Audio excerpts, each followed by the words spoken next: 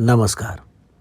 आज की कहानी एक शंख बिन कुतुबनुमा, लेखक श्री शरद जोशी जी, और कहानी सुनाने वाला मैं, आपका गोदान। जिसे कहते हैं दिव्य, वे ऐसे ही लग रहे थे, किसी त्वचा मुलायम करने वाले साबुन से नहाए हुए। उन्नत ललाट और उस पर अपेक्षाकृत अधिक उन्नत टीका, लाल और हल्के पीले से मिला ईंट वाला शेड। ये रंग कहीं बूशर्ट का होता तो आधुनिक होता। बाल लंबे और बिखरे हुए, स्वच्छ बनियान और श्वेत धोतिका। मेरे ख्याल से प्राचीन काल में जरूर धोती को धोतिका कहते होंगे।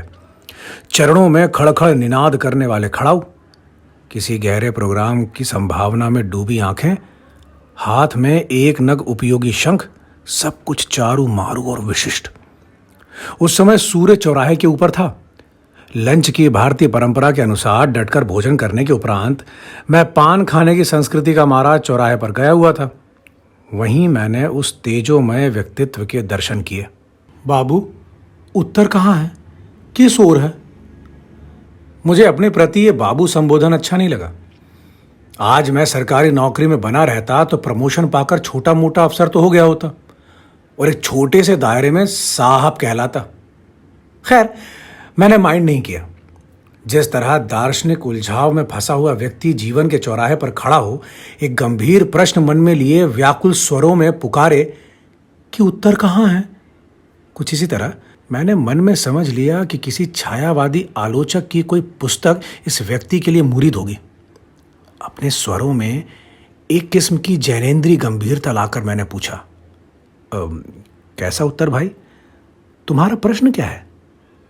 अपने दिव्य नेत्रों से उन्होंने मेरी ओर यूं देखा जैसे कि वह किसी परम मूर्ख की ओर देख रहे हों, और बोले, मैं उत्तर दिशा को पूछ रहा हूं बाबू।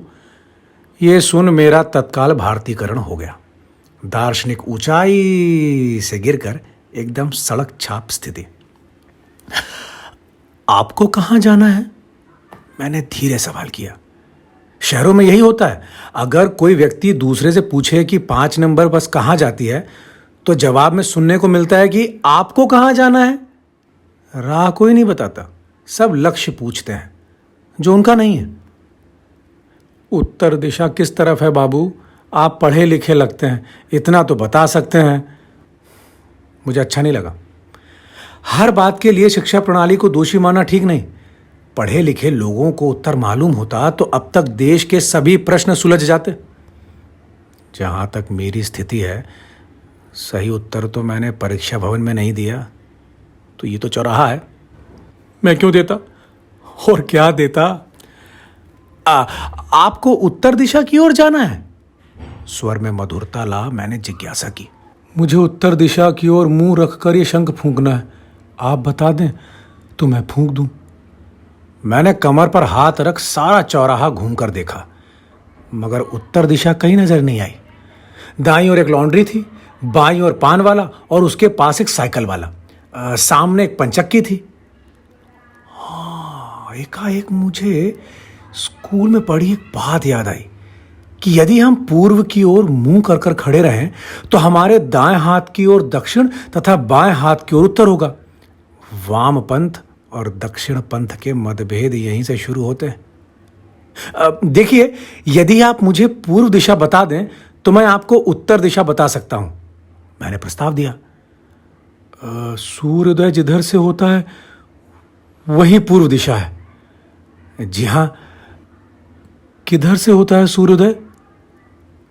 जी मुझे नहीं पता, मैं देर से सोकर उठता हूं। उन्होंने अपने दिव्य नेत्रों से मेरी ओर देखा जैसे वे किसी परम आलसी की ओर देख रहे हों, और बोले, आप सोते रहते हैं, सारा देश सोता रहता है और कलिकाल सिर पर छा गया है। चारों ओर पाप फैल रहा है, धर्म का नाश हो रहा है। हरे हरे हरे हरे, मैंने सहमति सूचक ध्वनि की। उत्तर दिशा पापात्माओं का केंद्र है। दिल्ली राजधानी अधर्मियों का अड्डा बन गई है। नहीं, ऐसा नहीं है। स्थानीय चुनावों में तो धार्मिक लोग जाते हैं। मैं पार्लियामेंट की बात कर रहा हूं बाबू, संसद भवन और शासन की। आप वहां जाकर कुछ अनशन वंशन करेंगे? नहीं, मैं ये दिव्य शक्ति संपन्न शंख उत्तर दिशा की ओर फूंकूंगा।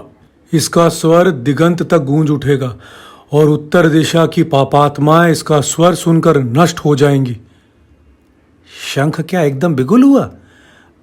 आप इसे माइक के सामने फूकेंगे? मैंने जिज्ञासा की। बाबू, समय आ गया है।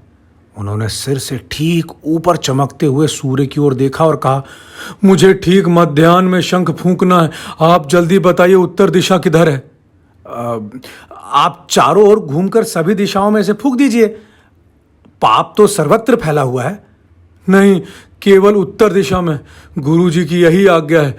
उत्तर में सत्ता का केंद्र है। पहले उसे अधिकार में लेना होगा, फिर वहीं से सर्वत्र पुण्य फैलेगा। बताइए, शीघ्र बताइए। मेरी 7 दिनों की मंत्र साधना इस छोटी सी सूचना के अभाव में नष्ट हुई जाती है। दोपहर का समय, कोई जानकार व्यक्ति वहां से गुजर भी नहीं रहा था। पान वाले, लॉन्ड्री वाले, पंचक्की वाले से पूछना व्यर्थ। तभी मैंने देखा 2 लड़के कंधों पर बस्ता रखे चले आ रहे थे। मैंने उन्हें रोका और बच्चों के कार्यक्रम के कंपेयर वाली मधुरता से पूछा, अच्छा बच्चों, जरा ये तो बताओ कि यदि हमें कभी ये पता लगाना हो कि उत्तर दिशा कहाँ है तो हम क्या करेंगे? वे आश्चर्यपूर्ण मिचमिची आंखों से कुछ देर मेरी ओर देखते रहे।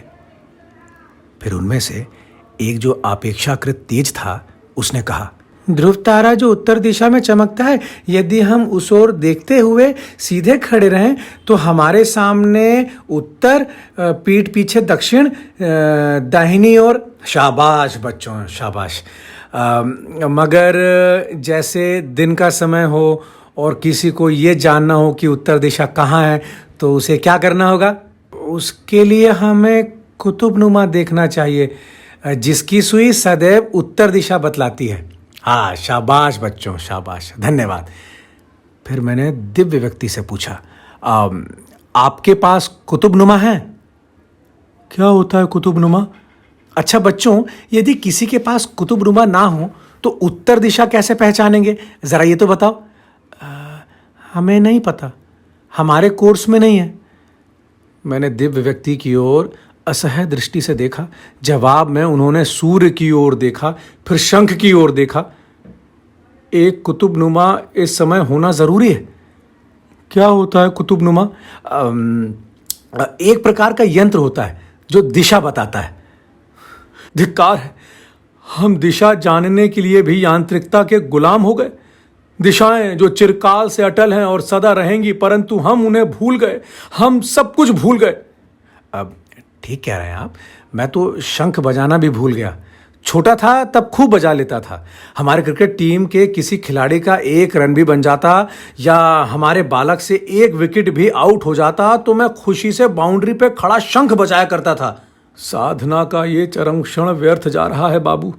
मैंने 7 दिनों तक मंत्र साधना कर इस शंख में वो शक्ति उत्पन्न की है कि जिधर फूंक दूं वही दिशा भस्म हो जाए। पर मुझे ये बताने वाला कोई नहीं है कि उत्तर दिशा कहाँ है। कहाँ है उत्तर दिशा, कहाँ है? उन्होंने व्यथित स्वरों से कहा और शंख हाथ में लेकर चारों ओर घूमने लगे और उनके साथ मैं भी घूमने लगा। क्या किया जा सकता था? उनकी पीड़ा उस एक्टर की तरह थी जो महाभारत ड्रामे में पाठ कर रहा हो। हाय, ये ब्रह्मास्त्र कहीं गलत ना छूट जाए। कोई मुझे इतना बता दे कि उत्तर दिशा कहाँ है। कहाँ है, कहाँ है उत्तर दिशा, नाथ? वो तेजोमय उन्नत ललाट वाला व्यक्ति अपने करों में एक दिव्य शक्ति संपन्न शंख लिए खड़ा पूछ रहा है, उत्तर दिशा कहाँ है? इसका उत्तर किसी के पास नहीं है। सच यह है कि कुतुबनुमा नहीं है। एक वैज्ञानिक तथ्य का अभाव सारी मंत्र बल की, आत्मबल की शक्ति को निरर्थक कर रहा है। परम श्रद्धेय, जब तक शंख से कुतुबनुमा अटैच नहीं होगा, आपकी साधना इसी प्रकार व्यर्थ जाएगी। कुतुबनुमा अनिवार्य है, शंख की तरह ही अनिवार्य है। उन्होंने अपने दिव्य नेत्रों से मेरी ओर यूं देखा जैसे वह किसी परम नास्तिक की ओर देख रहे हो, जिसे भारतीय संस्कृति का मर्म नहीं मालूम।